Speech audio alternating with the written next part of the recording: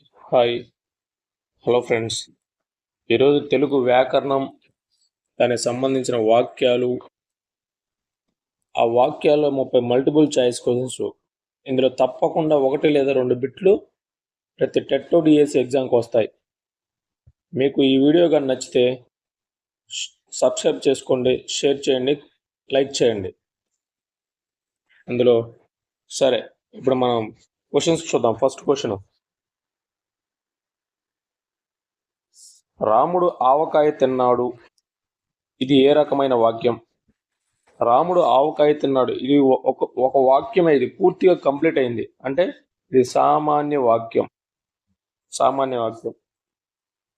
Question: ఒక సమాపక క్రియతో మాత్రమే పూర్తయ్యే వాక్యాన్ని ఏమంటారు? అంటే ఒకే ఒక సమాపక క్రియ ఉంది, అంటే ఒకే ఒక సమాపక క్రియ అంటే క్రియ పూర్తవడం.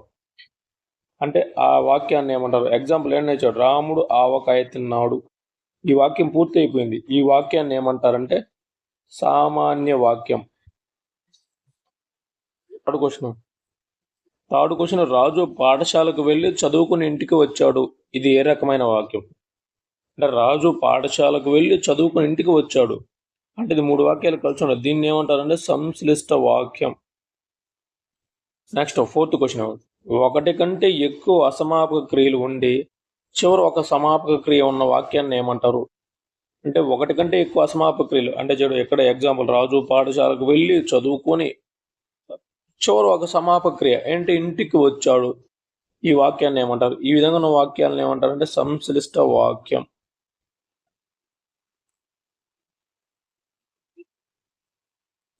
నెక్స్ట్ ఫిఫ్త్ క్వశ్చన్: సీత పాట పాడింది, రాధ నృత్యం చేసింది, వీటిని సంయుక్త వాక్యంగా మార్చగా లభించే వాక్యం ఏది అన్నాడు. సీత పాట పాడింది మరియు రాధ నృత్యం చేసింది.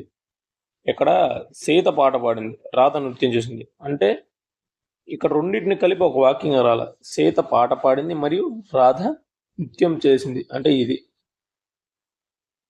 నెక్స్ట్ సిక్స్త్ క్వశ్చన్: 2 లేదా అంతకంటే ఎక్కువ సమప్రాధాన్యం గల సామాన్య వాక్యాలు కలిసి ఒకే వాక్యంగా ఏర్పడితే, అంటే 2 లేదా అంతకంటే ఎక్కువ సమప్రాధాన్యం గల వాక్యాలు కలిసి ఒకే వాక్యంగా ఏర్పడితే దానిని ఏమంటారు? సమప్రాధాన్యం అంటే దానికి వచ్చేటటువంటి ఆన్సర్ సంయుక్త వాక్యం. అంటే సమప్రాధాన్యం కలిగిన వాక్యాలను ఒక వాక్యంగా రాస్తే దాన్ని సంయుక్త వాక్యం అంటారు.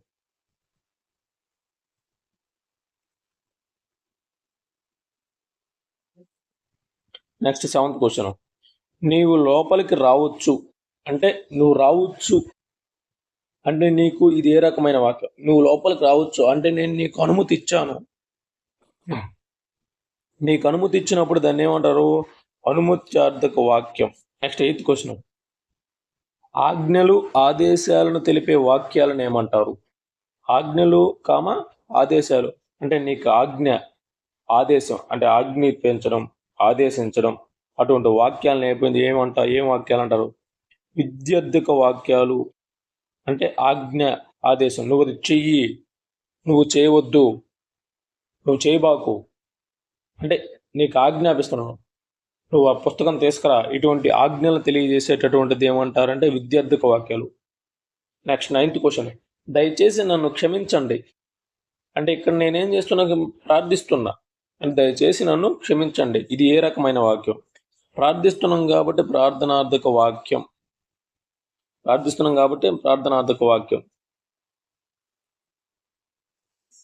నెక్స్ట్ 10th క్వశ్చన్: ఇక్కడ గుమిగూడ వద్దు, క్లారిటీగా చెప్పేస్తున్నారు. ఇక్కడ గుమిగూడ వద్దు, ఇది ఏ రకమైన వాక్యం?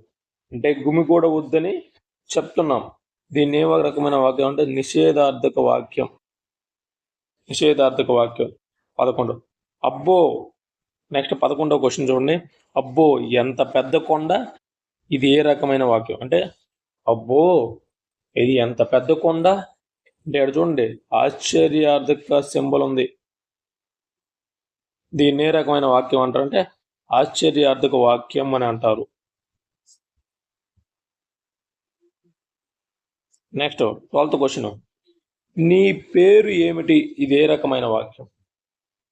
అంటే ఇక్కడ మనం ఏం చేస్తున్నాం, నిన్ను క్వశ్చన్ చేస్తున్నాం, నీ పేరు ఏమిటి అంటే క్వశ్చన్ చేస్తాను, నిన్ను ప్రశ్నిస్తున్నాం.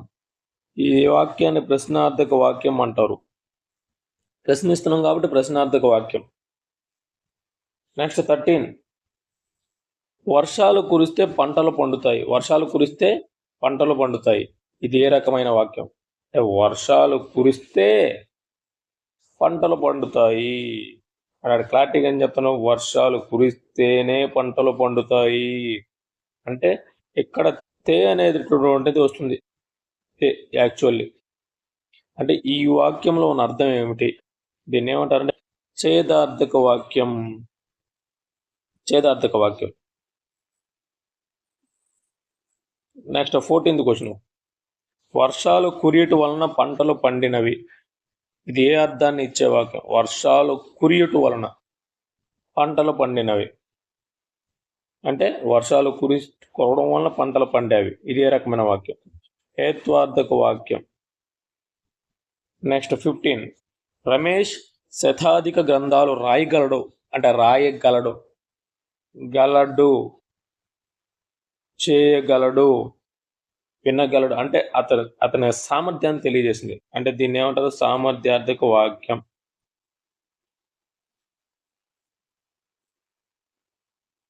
నెక్స్ట్ 16, రేపు వర్షం పడవచ్చును అంటే రేపు వర్షం పడవచ్చును. ఇది ఏ రకమైన వాక్యం? అంటే పడవచ్చు, పడకపోవచ్చు, మనం చెప్పలేం. పడవచ్చు అనుకుంటుండవు అంటే సందేహార్థక వాక్యం. నెక్స్ట్ 17th క్వశ్చన్, దీర్ఘాయుష్మాన్ భవ అంటే ఇక్కడ ఆశీర్వాదిస్తున్నారు. దీర్ఘాయుష్మాన్ భవ అంటే ఇది ఆశీర్వదిస్తున్నాం అన్నప్పుడు దాని వాక్యం ఏమంటే ఆశీర్వాదక వాక్యం.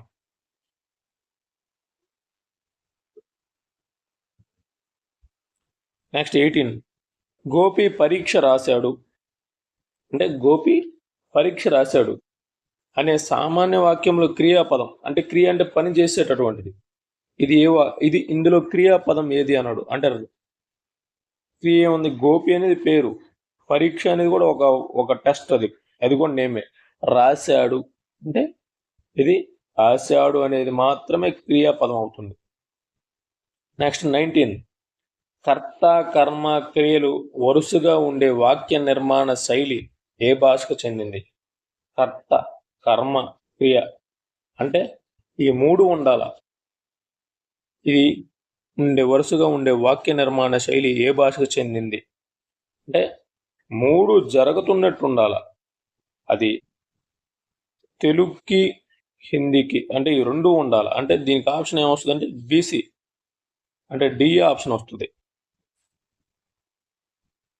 నెక్స్ట్ 20th క్వశ్చన్ 20, రాము చేత రావణుడు చంపబడెను. రాము చేత అంటే ఇక్కడ రాము అనేదాన్ని రాముడు అన్నాడు తీసుకోవాలి. రాముడు చేత రావణుడు చంపబడెను అంటే ఇక్కడ ఏమొస్తుంది? బడు అని చేరుతుంది. ఇక్కడ చూడండి, బడు, చంపబడు అంటే ఈ బడు అనేది చేరితే అది ఏ రకమైన వాక్యం అంటే కర్మణీ వాక్యం. కర్మణీ వాక్యం. నెక్స్ట్ 21, రాముడు రావణుడిని చంపెను అంటే రాముడు రావణుడిని చంపెను అంటే రాముడు చంపాడు. ఇది కర్త ప్రధానంగా కలిగిన వాక్యం, అందువల్ల దీన్ని కర్తరి వాక్యం అంటారు. ఇందులో 20వ క్వశ్చన్లో రాముడు చేత రాముడు చంపబడను. ఇది అంటే ఇది కర్మ ప్రధానంగా కలిగిన వాక్యం కాబట్టి కర్మణి వాక్యం. ఇది కర్త ప్రధానంగా కలిగిన వాక్యం కాబట్టి కర్తరి వాక్యం అంటారు. నెక్స్ట్ 22 క్వశ్చన్, కర్మణి వాక్యంలో క్రియాపదానికి ఏ ప్రత్యయం చేరుతుంది? ఇందాక నేను చెప్పా, కర్మణి వాక్యంలో క్రియా ప్రత్యయం అంటే రావణుడు రాముడి చేత చంపబడెను అంటే ఇక్కడ బడు అనేది చేరుతుంది. బడు, అందువల్ల ఇది కర్మణి వాక్యంలో క్రియాపదానికి ఏ ప్రత్యయం చేరుతుంది? బడు, బడి అంటే బడు అని ఉండాలి, ఇలా బడు. నెక్స్ట్ 23, ఆయన గొప్ప పండితుడు.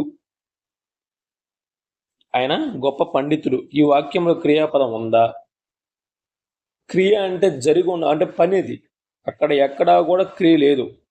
అందువల్ల దీన్ని ఏమంటారంటే చూడండి, ఎక్కడా కూడా క్రియాపదం ఉందా అని అడిగిండు వాడు, అంటే లేదు, అక్రియాపదం. నెక్స్ట్ 24 అమ్మ, క్రియలేని వాక్యాలను ఏమంటారు? అంటే క్రియలేని వాక్యాలను ఏమంటారు అంటే క్రియ ఉండదు కదా, అటువంటి వాక్యాలు అంటే అక్రియ వాక్యాలు అంటారు, అక్రియ వాక్యాలు. నెక్స్ట్ 25, ఆమె ఈ పని చేయలేదు, అంటే ఆమె ఈ పని చేయలేదు, చేయలేదు కాబట్టి దాన్ని ఏమంటారంటే నిషేధార్థక వాక్యాలు. చేయలేదు దాన్ని అసమర్థార్థక వాక్యాలు అని కూడా అంటారు.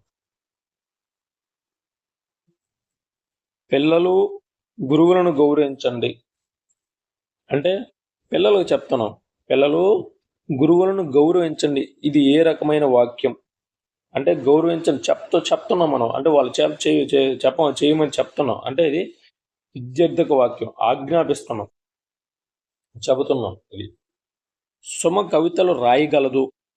నెక్స్ట్ 27వ క్వశ్చన్, సుమ కవితలు రాయగలదు, దీన్ని అసమర్థార్థక వాక్యం ఏది?